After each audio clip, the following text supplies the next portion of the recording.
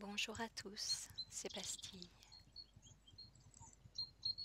Aujourd'hui, je vous propose une petite vidéo de bruit de nature commentée en soft spoken, donc en voix douce. Le week-end dernier, début mars, je suis allée m'asseoir au bord d'un étang qui est situé au cœur d'une forêt. C'est un endroit très calme,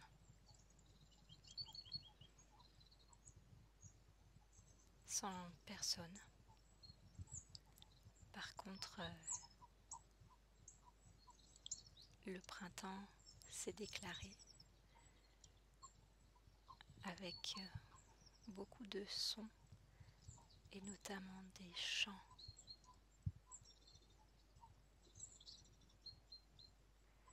On entend beaucoup de chants d'oiseaux, surtout les chants d'oiseaux. Mais ce que je voulais vous faire remarquer surtout, c'est quelque chose de très rare qu'on n'entend que quelques jours par an. Et c'est le chant des crapauds communs.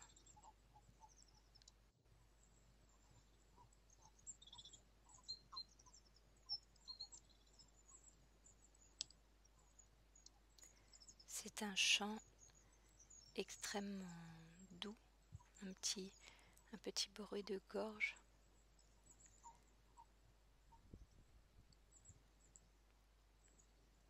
Personnellement, c'est quelque chose que j'attends avec impatience tous les ans.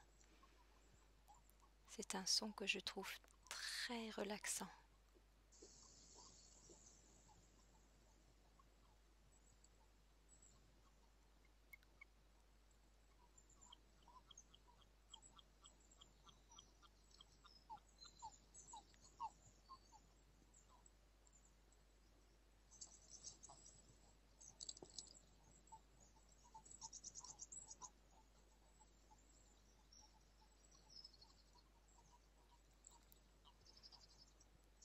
Alors les crapauds, ils hibernent tout l'hiver. Ils se réfugient dans des abris où ils ne risquent pas d'avoir trop froid, de geler. Mais au premier beau jour de printemps, ils se déplacent. Ils peuvent faire plusieurs kilomètres pour rejoindre le point d'eau qui les a vus naître. Et cet étang en particulier regroupe plusieurs milliers de crapauds à cette époque.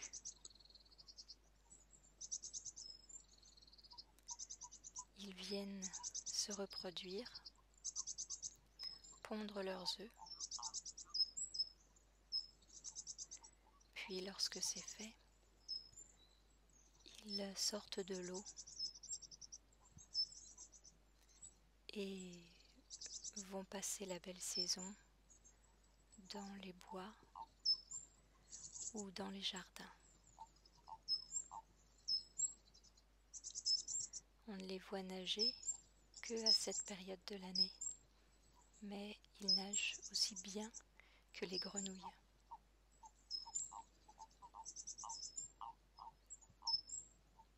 Pardon pour les images un peu floues de temps en temps. On ne reconnaît pas toujours les crapauds.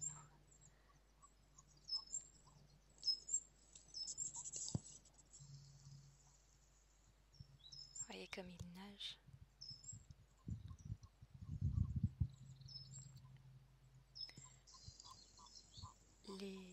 Les jardins qui ont la chance d'abriter des crapauds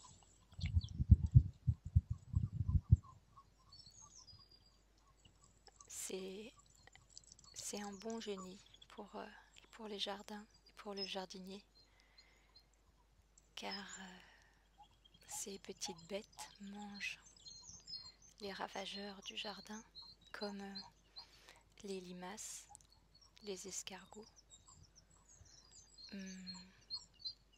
des larves diverses et variées qui peuvent abîmer les fleurs ou les légumes.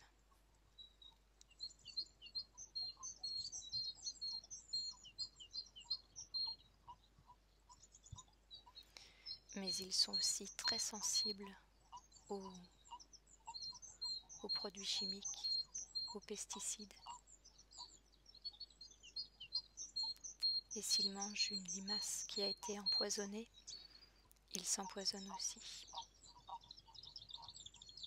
C'est pourquoi cette espèce est protégée, comme tous les amphibiens,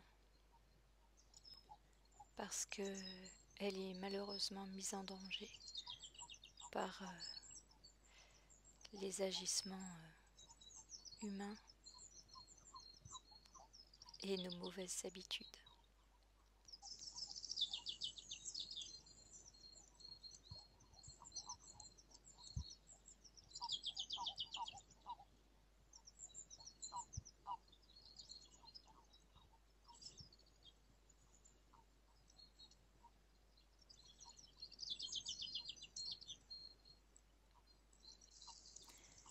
Les femelles crapauds pondent des œufs par milliers qui sont reliés les uns aux autres comme un collier de perles. Ça fait de longs cordons qui s'accrochent aux herbes aquatiques. Quelques semaines plus tard, les têtards naissent.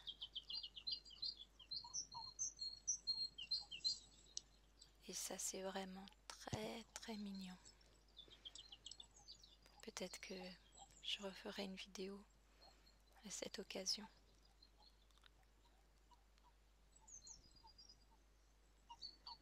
Puis les têtards ont leurs pattes qui poussent, leur queue qui disparaît petit à petit. Et vers le mois de mai ou juin, ils sortent de l'eau.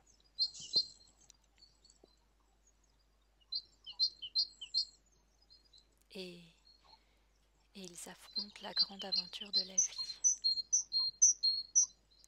Lorsqu'ils sortent de l'eau, ils font moins d'1 centimètre de long.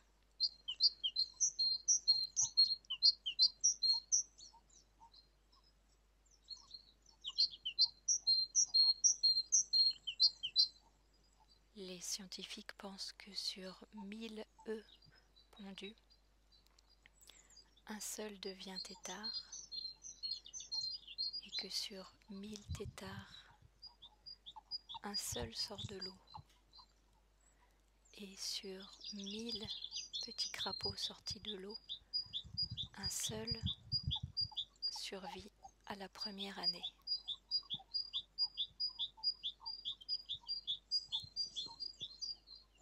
Les crapauds qu'on voit ici ont au moins 4 ou 5 ans déjà. Voilà. C'est un peu la foire d'empoigne. Dès qu'une femelle paraît à l'horizon, tous les mâles essayent de ravir son cœur. Voilà. Pour moi, c'est le signe du printemps. Le chant des crapauds avec celui des oiseaux. J'espère que cette vidéo vous aura plu.